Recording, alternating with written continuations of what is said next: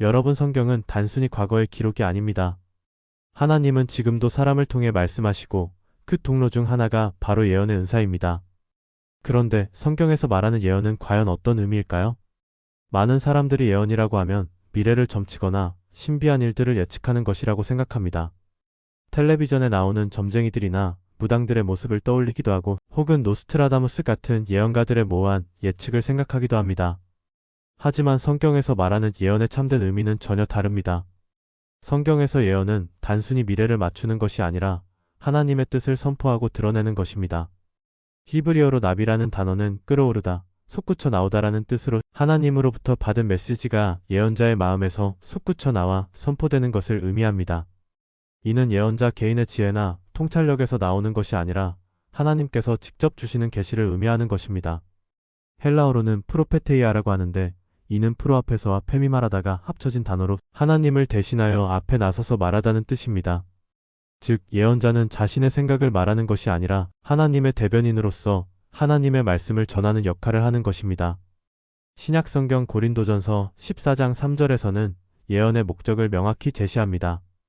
그러나 예언하는 자는 사람에게 말하여 덕을 세우며 권면하며 위로하는 것이라고 말씀하고 있습니다. 여기서 덕을 세운다는 것은 헬라어로 오이코도메오인데 이는 건물을 짓는다는 뜻입니다. 즉 예언은 교회라는 영적 건물을 세워나가는 역할을 하는 것입니다. 권면한다는 것은 헬라어로 파라칼레오로 곁에서 부르며 격려한다는 의미입니다. 이는 단순히 충고나 조언을 하는 것이 아니라 하나님의 관점에서 올바른 방향으로 인도하는 것을 의미합니다. 위로한다는 것은 파라미티아로 깊은 위안과 평안을 주는 것을 뜻합니다. 구약시대를 살펴보면 예언의 은사가 어떻게 나타났는지를 분명히 볼 수 있습니다. 창세기에서부터 예언의 흔적들을 발견할 수 있습니다. 아브라함은 선지자라고 불렸고 장 207 하나님께서 그에게 미래에 대한 계시를 주셨습니다. 소돔과 고모라의 심판에 대해서도 미리 알려주셨고 이삭의 출생에 대해서도 예언해 주셨습니다.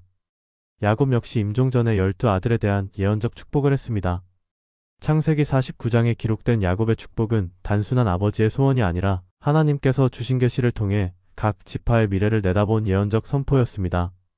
특히 유다 지파에 대한 예언에서 홀이 유다를 떠나지 아니하며 통치자의 지팡이가 그 발 사이에서 떠나지 아니하기를 실로가 오시기까지 이르리니라고 한 말씀은 메시아에 대한 중요한 예언이었습니다. 모세의 경우는 더욱 특별합니다. 그는 하나님과 얼굴을 맞대고 말씀을 나눈 유일한 인물이었습니다. 민수기 12장 6-8절에서 하나님께서는 너희는 내 말을 들으라. 너희 중에 선지자가 있으면 나 여호와가 환상으로 나를 그에게 알리기도 하고 꿈으로 그와 말하기도 하거니와 내 종 모세와는 그렇지 아니하니 그는 내 온 집에 충성함이라 그와는 내가 대면하여 명백히 말하고 은밀한 말로 하지 아니하며 그는 또 여호와의 형상을 보거니와라고 말씀하셨습니다. 민수기 11장에서 모세와 70명의 장로들에게 하나님의 영이 임했을 때 그들이 예언했다고 기록되어 있습니다. 이때 흥미로운 일이 일어났습니다. 엘닷과 메닷이라는 두 사람이 진영에 남아 있었는데도 그들에게도 영이 임하여 예언을 했습니다. 여호수아가 이를 금지하자고 했지만 모세는 여호와께서 그의 영을 그들 모든 백성에게 주사 다 선지자가 되게 하시기를 원하노라고 대답했습니다. 이는 매우 중요한 통찰을 제공합니다. 예언의 은사가 특별한 몇 사람만의 전유물이 아니라 하나님의 백성 모두가 받을 수 있는 은사임을 보여줍니다. 또한 하나님의 영이 임하는 것은 사람의 위치나 상황에 제한받지 않는다는 것을 보여줍니다. 엘닷과 메닷이 회막에 오지 않았음에도 불구하고 하나님의 영이 그들에게 임했던 것입니다. 사무엘의 경우를 보면 더욱 흥미롭습니다. 사무엘상 3장에서 어린 사무엘이 하나님의 음성을 직접 듣고 전달하는 모습이 나타납니다. 당시는 여호와의 말씀이 희귀하여 이상이 흔히 보이지 않던 때였습니다. 이는 영적으로 매우 어두운 시대였음을 의미합니다. 제사장 엘리의 아들들은 악을 행하고 있었고 하나님의 말씀이 제대로 전해지지 않고 있었습니다. 그런 상황에서 하나님은 어린 사무엘을 통해 새로운 시대를 여시고자 하셨습니다. 처음에 사무엘은 하나님의 음성을 제사장 엘리의 음성인 줄 알았습니다. 3번이나 엘리에게 달려갔지만 결국 엘리가 깨달았습니다. 이는 여호와께서 이 아이를 부르심이니라. 그리고 사무엘에게 여호와여 말씀하옵소서 주의 종이 듣겠나이다라고 대답하라고 가르쳐 주었습니다. 하나님은 사무엘에게 엘리의 집에 대한 심판의 메시지를 주셨습니다. 이는 어린 사무엘에게는 매우 무거운 메시지였을 것입니다. 하지만 사무엘은 하나님께서 주신 말씀을 그대로 전달했고 그의 말이 하나도 땅에 떨어지지 않았다고 기록되어 있습니다. 사무엘이 자라매 여호와께서 그와 함께 계셔서 그의 말이 하나도 땅에 떨어뜨리지 아니하시니. 사무엘상 10장에는 더욱 놀라운 장면이 등장합니다. 사울이 선지자의 무리를 만났을 때 하나님의 영이 그에게 임하여 그들과 함께 예언했다고 기록되어 있습니다. 하나님의 영이 사울에게 크게 임함에 그가 그들 중에서 예언을 하니라고 했습니다. 이를 본 사람들이 사울이 어찌하여 선지자들 중에 있느냐고 놀라며 말했습니다. 이는 예언의 은사가 때로는 집단적으로 나타날 수 있음을 보여줍니다. 하나님의 영이 임할 때 여러 사람이 동시에 하나님의 뜻을 선포하는 일이 일어날 수 있는 것입니다. 또한 예언의 은사가 전염성이 있다는 것도 보여줍니다. 한 사람에게 임한 하나님의 영이 다른 사람들에게도 영향을 미칠 수 있다는 것입니다. 사무엘상 19장에서는 더욱 흥미로운 일이 일어납니다. 사울이 다윗을 잡으러 보낸 사자들이 사무엘과 선지자의 무리가 예언하는 것을 보고 그들도 예언을 하기 시작했습니다. 사울이 다시 사자들을 보냈지만 똑같은 일이 일어났습니다. 세 번째도 마찬가지였습니다. 결국 사울이 직접 갔는데 놀랍게도 사울에게도 하나님의 영이 임하여 하루 종일 벌거벗은 채로 예언을 했다고 기록되어 있습니다. 이는 하나님의 주권을 보여주는 놀라운 사건입니다. 사울이 악한 목적을 가지고 왔음에도 불구하고 하나님께서는 그 상황을 완전히 뒤바꾸어 놓으셨습니다. 이는 예언의 은사가 인간의 계획이나 의도와 상관없이 하나님의 주권 아래 나타난다는 것을 보여줍니다. 구약의 대선지자들인 이사야, 예레미야, 에스겔, 다니엘 등은 더욱 강력한 예언의 은사를 받았습니다. 이들은 하나님의 뜻과 심판, 그리고 회복의 메시지를 전달했습니다. 이사야는 우시야 왕이 죽던 해에 하나님의 영광을 보는 환상을 경험했습니다. 내가 본즉 주께서 높이 들린 보좌에 앉으셨는데 그의 옷자락은 성전에 가득하고라고 기록되어 있습니다. 스랍들이 거룩하다 거룩하다 거룩하다 만군의 여호와여 그의 영광이 온 땅에 충만하도다라고 찬송하는 소리를 들었습니다. 이사야는 자신의 죄를 깨닫고 화로다 나여 망하게 되었도다. 나는 입술이 부정한 사람이요 나는 입술이 부정한 백성 중에 거주하면서 만군의 여호와의 신왕을 배웠음이로다라고 고백했습니다. 그때 스랍 중 하나가 제단에서 가져온 수투로 이사야의 입술을 정결케 했습니다.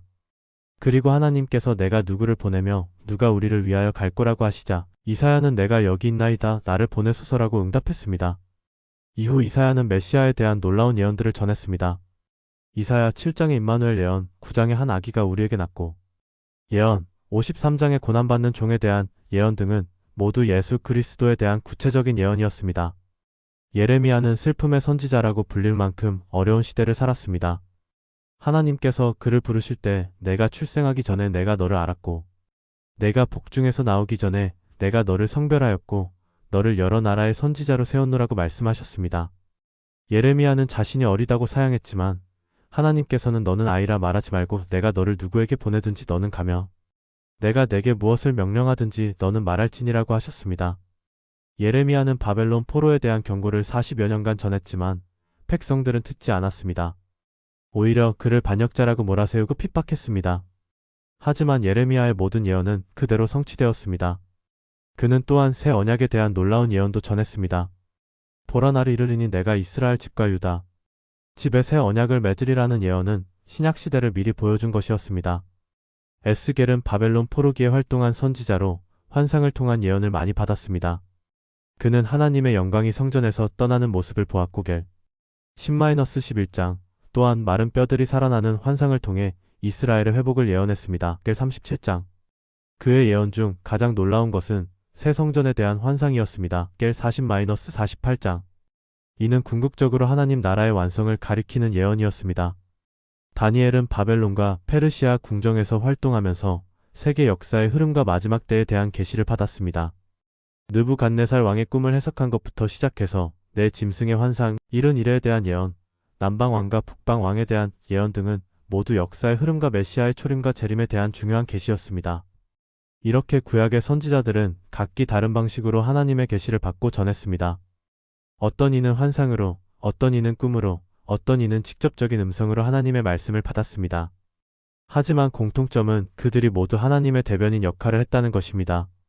신약시대에 접어들면서 예언의 은사는 더욱 놀라운 방식으로 나타났습니다. 먼저 세례 요한의 경우를 살펴보겠습니다. 그의 아버지 사가랴는 제사장이었는데 천사 가브리엘로부터 아들을 낳을 것이라는 예언을 들었습니다. 세례 요한이 태어났을 때 사가랴는 성령의 충만함을 받아 예언했습니다. 찬송하리로다 주 이스라엘의 하나님이여 그 백성을 돌보사. 속량하시며로 시작하는 사가랴의 찬송은 구약과 신약을 잇는 중요한 예언적 선포였습니다. 마리아도 마찬가지였습니다. 천사 가브리엘로부터 예수님을 잉태할 것이라는 소식을 들었을 때 그녀는 내 영혼이 주를 찬양하며로 시작하는 찬송을 불렀습니다. 이 역시 성령의 감동으로 한 예언적 찬송이었습니다. 시므온과 안나의 경우도 주목할 만합니다. 예수님이 성전에 나타나셨을 때 성령의 감동으로 온 시므온은 아기 예수를 보자마자 주제여 이제는 말씀하신 대로 종을 평안히 놓아주시는도다라고 예언했습니다. 그는 또한 마리아에게 이 아이는 이스라엘 중 많은 사람을 넘어뜨리고 일으키게 하려 하심과 비방을 받는 표적이 되기 위하여 세움을 받았고라고 예언했습니다. 안나 선지자는 84세의 나이로 성전을 떠나지 않고 금식과 기도로 섬기며 지내다가 예수님을 보고 하나님께 감사하며 예루살렘의 속량을 바라는 모든 사람에게 그 아기에 대하여 말했다고 기록되어 있습니다. 사도행전 2장의 오순절 사건은 신약 예언사에서 가장 중요한 전환점입니다. 성령이 강림하시면서 제자들이 각국의 방언으로 하나님의 큰 일들을 말하기 시작했습니다. 이를 본 사람들은 놀라며 이 사람들이 다 갈릴리 사람이 아니냐? 우리가 우리 각 사람이 난 곳 방언으로 듣게 되는 것이 어찌 됨이냐고 했습니다. 베드로는 이 사건을 해석하면서 요엘서의 예언을 인용했습니다. 하나님이 말씀하시기를 말세에 내가 내 영을 모든 육체에 부어주리니 너희의 자녀들은 예언할 것이요 너희의 젊은이들은 환상을 보고 너희의 늙은이들은 꿈을 꾸리라. 그때 내가 내 영을 내 남종과 여종들에게 부어주리니 그들이 예언할 것이요. 이는 구약시대와는 완전히 다른 새로운 차원의 예언의 은사가 시작되었음을 의미합니다. 더 이상 특별한 몇 사람만이 아니라 성령을 받은 모든 믿는 자들이 예언할 수 있게 된 것입니다. 남녀노소를 불문하고 사회적 지위를 불문하고 모든 사람이 하나님의 예언의 그릇이 될 수 있게 되었습니다. 사도행전 8장에서는 빌립 집사의 네 딸들이 예언을 했다고 기록되어 있습니다. 이 사람에게 예언하는 네 딸이 있으니 처녀더라고 했습니다. 이는 여성들도 예언의 은사를 받을 수 있으며 또한 젊은 사람들도 하나님의 계시를 받을 수 있음을 보여줍니다. 아가보라는 선지자의 사역은 특히 주목할 만합니다. 사도행전 11장 28절에서는 그가 성령으로 말미암아 온 천하에 큰 흉년이 들 것을 예언했다고 기록되어 있습니다. 그 중에 아가보라는 한 사람이 일어나 성령으로 말미암아 천하에 큰 흉년이 들리라 하더니 글라우디오 때에 그렇게 되니라. 실제로 글라우디오 황제 때주 41-54년에 이 예언이 성취되었습니다. 역사가들의 기록에 의하면 이 시기에 여러 차례 큰 기근이 들었다고 합니다. 아가보의 예언으로 인해 안디옥 교회는 미리 준비하여 유대의 형제들을 도울 수 있었습니다. 또한 사도행전 21장 10-11절에서는 아가보가 바울의 띠를 가져다가 자기 수족을 묶으며 바울이 예루살렘에서 결박당할 것을 예언한 장면이 나옵니다. 여러 날 머물러 있더니 한 선지자 아가보라 하는 이가 유대로부터 내려와 우리에게 와서 바울의 띠를 가져다가 자기 수족을 묶고 말하되 성령이 말씀하시되 예루살렘에서 유대인들이 이같이 이 띠 임자를 결박하여 이방인의 손에 넘겨주리라 하니 이 예언도 정확하게 성취되었습니다. 바울이 예루살렘에서 체포되어 로마인들에게 넘겨진 것입니다. 이는 신약시대에도 구체적이고 정확한 예언이 계속해서 나타났음을 보여줍니다. 바울 사도는 고린도전서 12장부터 14장에 걸쳐 예언의 은사에 대해 자세히 가르쳤습니다. 그는 신령한 것을 사모하되 특별히 예언을 하려고 하라고 권면했습니다. 여기서 사모하다는 헬라어 젤로는 매우 강한 열망을 나타내는 단어입니다. 단순한 관심이나 호기심이 아니라 간절히 열망하고 추구해야 한다는 의미입니다. 바울이 예언의 은사를 특별히 강조한 이유는 그것이 교회를 세우는 은사이기 때문입니다. 고린도전서 14장 4절에서 방언을 말하는 자는 자기의 덕을 세우고 예언하는 자는 교회의 덕을 세우나니라고 명시했습니다. 방언의 은사도 귀하지만 예언의 은사는 공동체 전체에 유익을 주는 더욱 탁월한 은사라는 것입니다. 바울은 또한 예언의 은사가 어떻게 운용되어야 하는지에 대해서도 구체적인 지침을 제시했습니다. 고린도전서 14장 29-33절에서 예언하는 자는 둘이나 셋이 말하고 다른 이들은 분별할 것이요.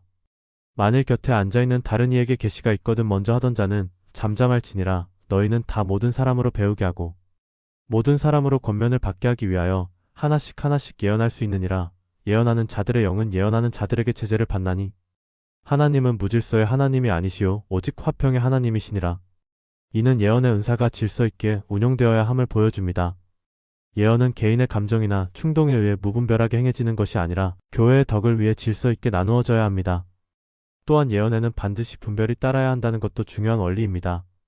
바울은 또한 예언의 영향력에 대해서도 언급했습니다. 고린도전서 14장 24-25절에서 그러나 다 예언을 하면 믿지 아니하는 자들이나 알지 못하는 자들이 들어와서 모든 사람에게 책망을 들으며 모든 사람에게 판단을 받고 그 마음에 숨은 일들이 드러나게 되므로 엎드려 하나님께 경배하며 하나님이 참으로 너희 가운데 계신다 전파하리라고 했습니다. 이는 참된 예언이 사람의 마음을 찔러 회개에 이르게 하는 능력이 있음을 보여줍니다. 진정한 예언은 단순히 정보를 전달하는 것이 아니라 성령의 능력으로 사람의 마음 깊숙한 곳까지 들어가서 변화를 일으키는 것입니다.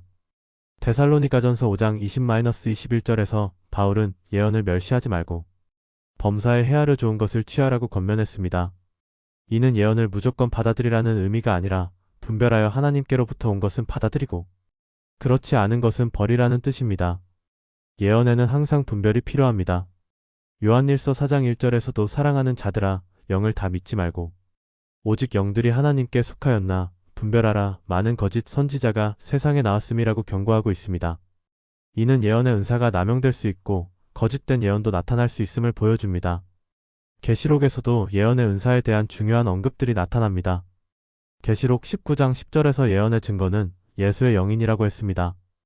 이는 모든 참된 예언은 예수 그리스도를 증거하는 것이라는 의미입니다. 예수님과 상관없거나 예수님을 부인하는 예언은 거짓된 것입니다. 또한 계시록 22장 18-19절에서는 내가 이 두루마리의 예언의 말씀을 듣는 모든 사람에게 증언하노니 만일 누구든지 이것들 외에 더하면 하나님이 이 두루마리에 기록된 재앙들을 그에게 더하실 것이요 만일 누구든지 이 예언의 두루마리의 말씀에서 제하여 버리면 하나님이 이 두루마리에 기록된 생명나무와 및 거룩한 성에 참여함을 제하여 버리시리라고 경고하고 있습니다. 성경에 나타난 예언 은사의 목적과 의미를 깊이 살펴보면 몇 가지 중요한 특징을 발견할 수 있습니다. 첫째, 예언은 교회의 덕을 세웁니다.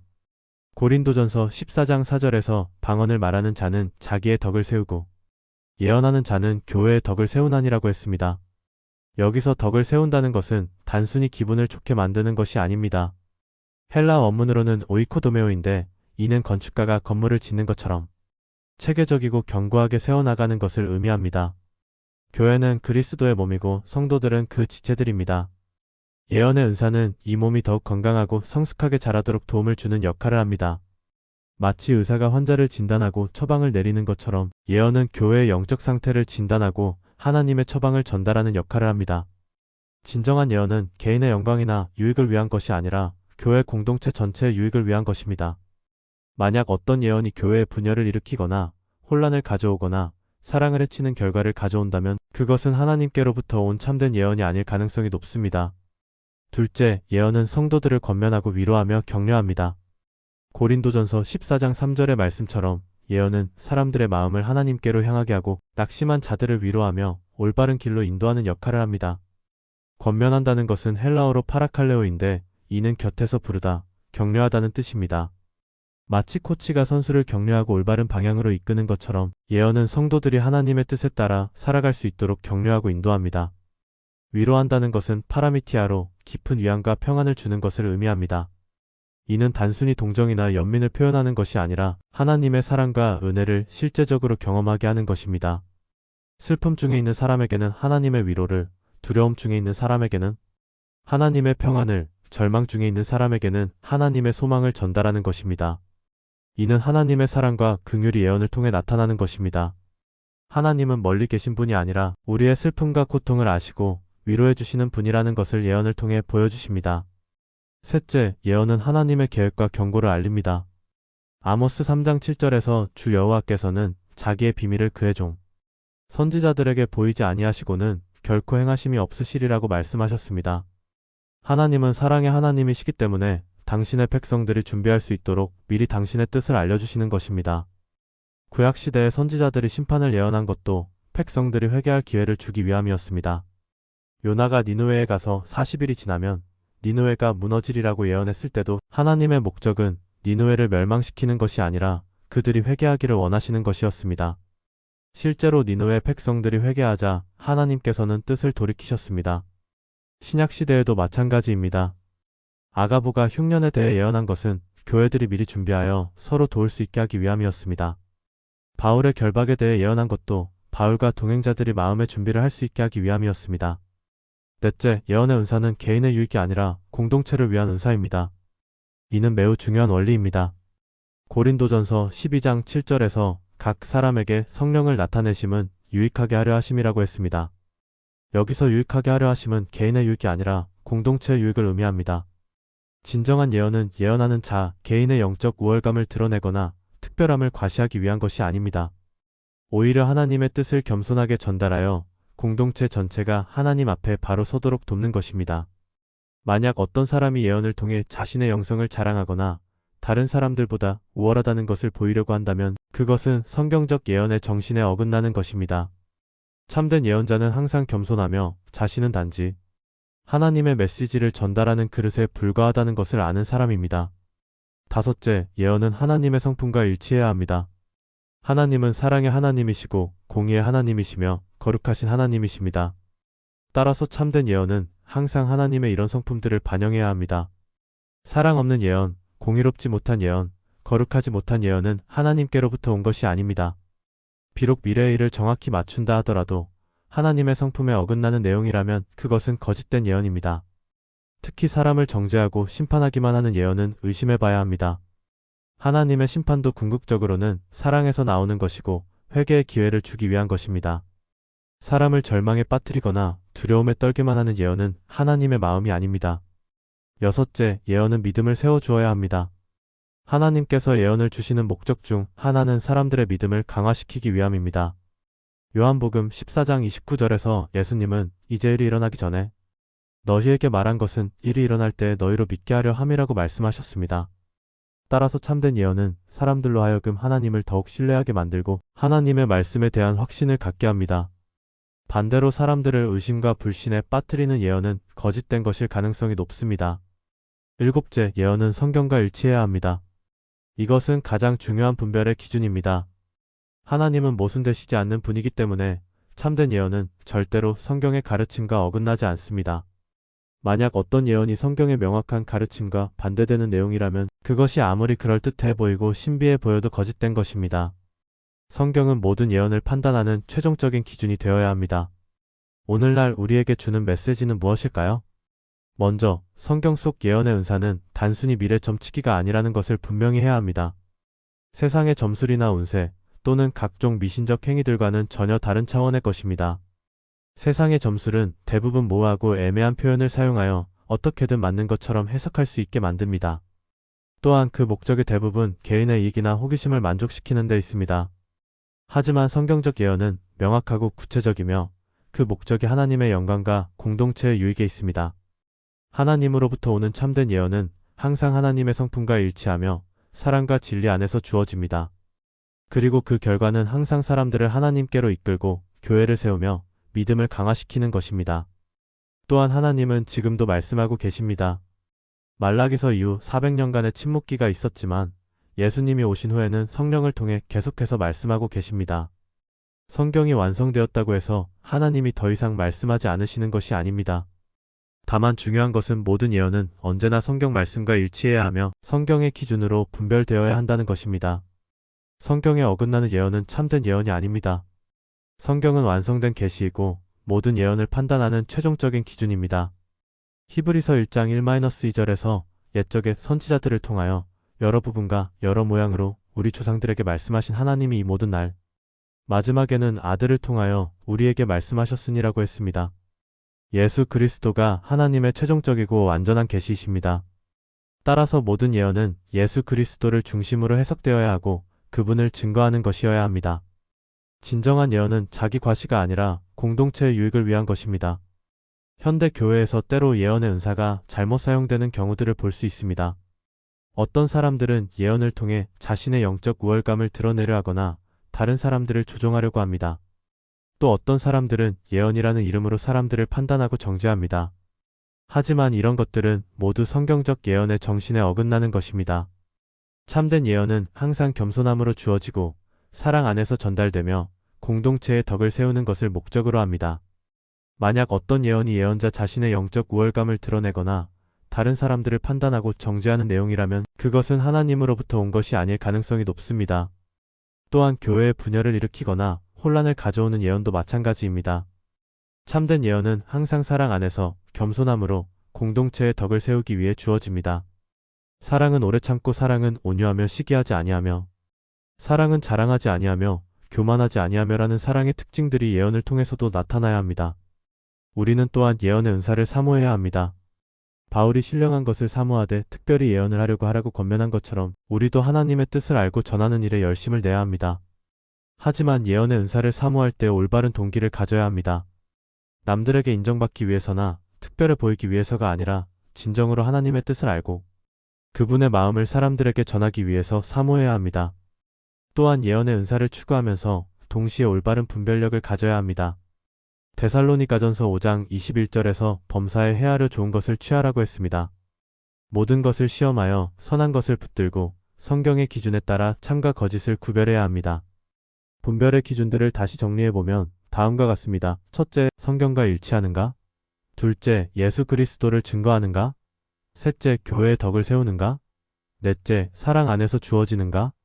다섯째, 하나님의 성품과 일치하는가? 여섯째, 믿음을 세워주는가? 일곱째, 겸손한 마음으로 전달되는가? 이런 기준들에 맞는 예언이라면 하나님께로부터 온 것으로 받아들일 수 있습니다.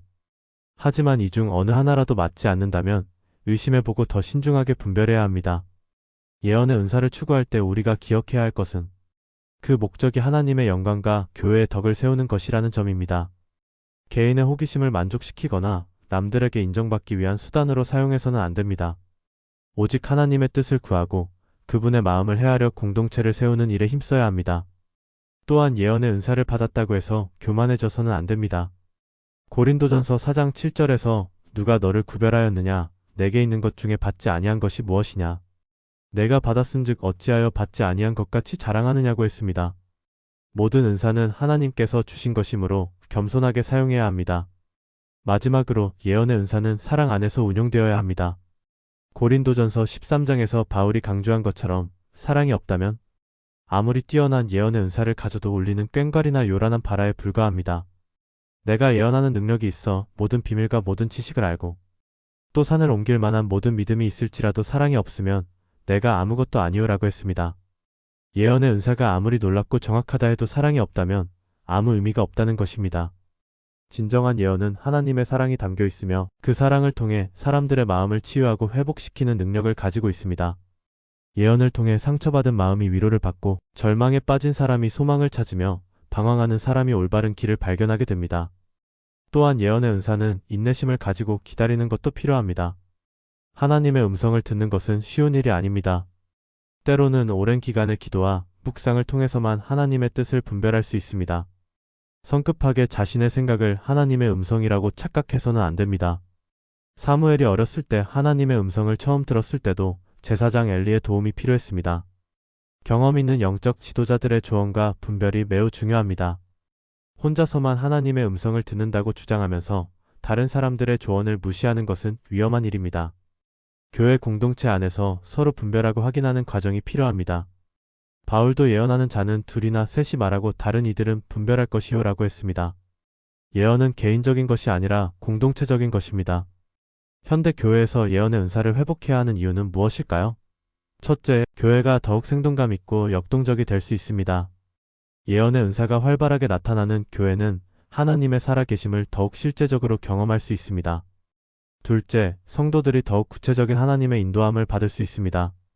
개인적인 결정이나 교회의 중요한 사안들에 대해 하나님의 구체적인 뜻을 알 수 있습니다. 셋째, 전도와 선교에 더욱 효과적일 수 있습니다. 사도행전에서 보는 것처럼 예언의 은사는 불신자들에게도 강력한 영향력을 미칠 수 있습니다. 넷째, 교회의 치유와 회복 사역이 더욱 활발해질 수 있습니다. 예언을 통해 사람들의 상처와 아픔이 드러나고 치유받을 수 있습니다. 하지만 동시에 주의해야 할 점들도 있습니다. 예언의 은사가 잘못 사용되면 교회에 큰 혼란을 가져올 수 있습니다. 따라서 반드시 성경적 원리에 따라 분별하고 사용해야 합니다. 또한 예언의 은사만을 과도하게 강조해서도 안 됩니다. 예언의 은사는 여러 성령의 은사 중 하나일 뿐입니다. 다른 은사들과 균형을 이루면서 조화롭게 나타나야 합니다. 무엇보다 예언의 은사보다 더 중요한 것은 사랑입니다. 고린도전서 14장 1절에서 사랑을 추구하며 신령한 것들을 사모하되 특별히 예언을 하라고 했습니다. 사랑이 먼저이고 예언은 그 다음입니다. 예언의 은사, 그것은 하나님의 뜻을 선포하고 공동체를 세우는 귀한 도구입니다. 우리는 그것을 사모하되 성경의 기준에 따라 올바르게 분별하고 사용할 때 교회와 우리의 삶은 더욱 하나님의 뜻 안에서 견고해질 것입니다. 하나님은 지금도 우리를 통해 말씀하기를 원하십니다. 우리가 겸손한 마음으로 그분의 음성에 귀를 기울이고 사랑 안에서 그 뜻을 전할 때 이 세상에 하나님의 나라가 더욱 확장될 것입니다. 예언의 은사는 단순히 개인의 영적 체험에 그치는 것이 아닙니다. 그것은 하나님의 구원 역사에 참여하는 것이고 그분의 나라를 이 땅에 이루어가는 귀한 사역입니다. 우리 모두가 이 영광스러운 사역에 동참할 수 있기를 소원합니다. 이 영상이 도움이 되셨다면 좋아요 버튼을 눌러주시고 더 많은 성경적 가르침을 받고 싶으시다면 구독 버튼도 함께 눌러주세요. 여러분의 작은 관심이 더 좋은 콘텐츠를 만드는 데 큰 힘이 됩니다.